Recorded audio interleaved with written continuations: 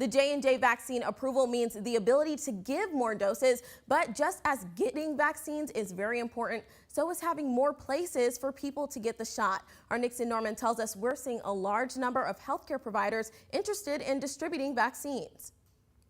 The news about the J&J vaccine rolling out is huge. The state of Alabama will receive over 40,000 doses by the end of this month. We do not have any Johnson & Johnson in the state of Alabama as of today, but we are in the process of getting that vaccine distributed to our state. 40,100 doses.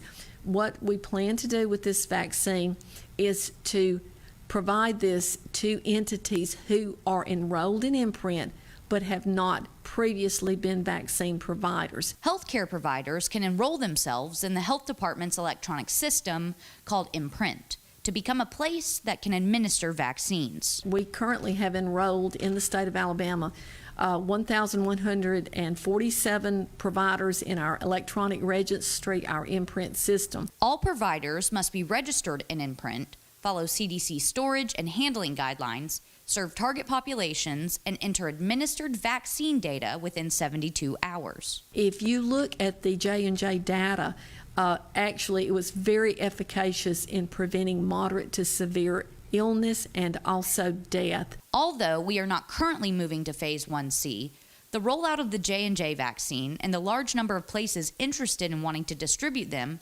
may change that in the near future. We have over 400 Moderna providers in the state, over 27 Pfizer providers in the state, and now with the J&J we will have a few more. So we want to get this vaccine out, but at this point in time we're not able to expand the allocation phases. To learn more on how to enroll in Imprint, visit rocketcitynow.com. Putting the Valley first, Nixon Norman, WZDX News.